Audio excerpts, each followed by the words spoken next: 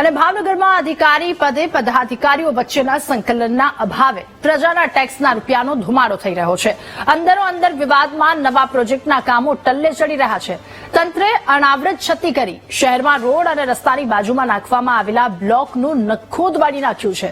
Cable network અને અન્ય લાઇનો નાખ્યા પૂર્વે રોડનું કામ પૂર્ણ કરી દેવાયું છે અને રોડ બની ગયા બાદ તંત્રને અધૂરા રહી ગયેલા કામો યાદ આવે છે, જેના કારણે કેબલ વાયર, સ્ટ્રોમ લાઇન કે ડ્રેનેજ કામ માટે રોડને ફરી તોડવામાં આવે છે. એટલે એકને એક જગ્યાએ 5 વાર કરી એટલે 5 જગ્યાએથી એ લોકોને કરપ્શન આવતું હોય એવું સ્પષ્ટપણે લાગે છે. જ્યારે તમામ વિભાગો સાથે જો સંકલન કરીને કામ કરવામાં આવે તો એક જગ્યાએ રોડ બને, પછી તોડવો શું કામ પડે? તમે બીજા શહેરોમાં બીજા મહાનગરોમાં જુઓ કે જ્યાં રોડ બનતા હોય છે પછી તોડતા નથી હોતા, પણ એક આ ભાવનગર તે ગાંધીના ગુજરાતમાં ભાવનગરમાં આ ખાડા નગરી તરીકે પ્રખ્યાત થઈ ગયેલું છે. તમે કોઈ પણ 1 કિલોમીટરનો ભાવનગર શહેરમાં રોડ બતાવો, અહીંથી તો સરકારના અને ભારત સરકારના મિનિસ્ટરો ભાવનગરના છે, છતાં કોઈ ધ્યાન દેતું નથી. એટલે તાત્કાલિક ધોરણે ખાડા નગરીમાંથી સારું ભાવનગર થાય એવી અમારી માંગણી છે.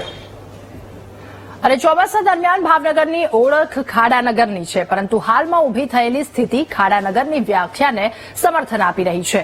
રોડ બનાવી નાખ્યા બાદ ફરી તેને તોડવામાં આવે છે, કેમ કે તંત્રને રહીને યાદ આવે છે કે ડ્રેનેજ, સ્ટ્રોમ લાઇન અને કેબલ નેટવર્ક તો નાખવાના જ બાકી રહી ગયા.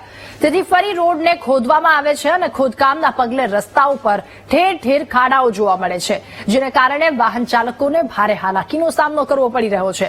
આ સમસ્યાના પગલે ખુદ શાસક પક્ષના સભ્યો અને પદાધિકારીઓ વારંવાર સ્ટેન્ડિંગ કમિટી તેમજ સાધારણ સભામાં ઉછળી આક્રોશ ઠાલવતા હોય છે.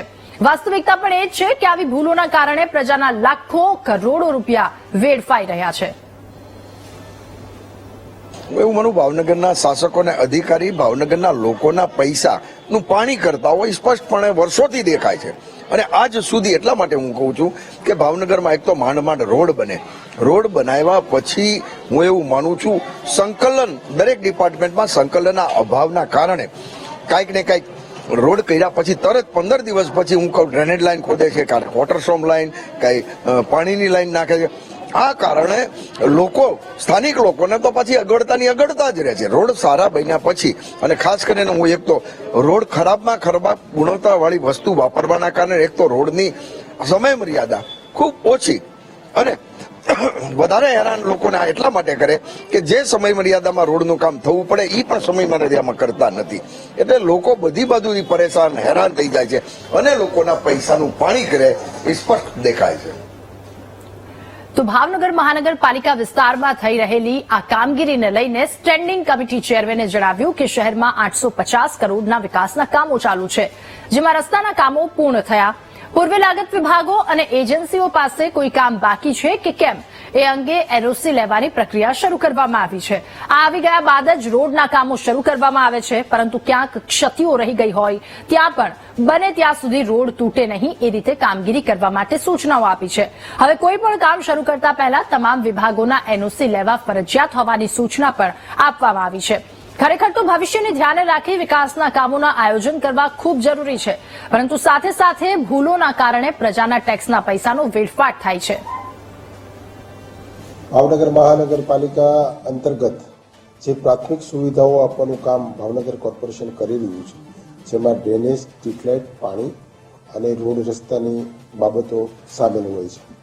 આની સિવાય કેબલિંગનું કામ જે થતું હોય, ગેસનું કામ થતું હોય, ગેસની પાઇપલાઇન, એ અન્ય એજન્સીઓ એટલે રાજ્ય સરકારની એજન્સી હોય અથવા ભારત સરકારની એજન્સી હોય અથવા અન્ય પ્રાઇવેટ એજન્સીઓ હોય, આ તમામનો નિચોડ અત્યારે ભાવનગરની અંદર જોવા જઈએ તો છેલ્લા ઘણા સમયથી ભાવનગર કોર્પોરેશનના મુખ્ય 4 વિભાગો ડ્રેનેજ, પાણી, રોડ અને સ્ટ્રીટ લાઇટ, તો જે પણ નવું કામ જ્યારે રોડનું કરવાનું હોય છે ત્યારે એનઓસી પ્રથા અમલવારી કરાવી રહ્યા છે. કે દાખલા તરીકે વાઘાવાડી રોડ ઉપર કાર્પેટિંગ કરવાનું છે તો 3 વિભાગમાંથી એનઓસી લેવામાં આવે છે.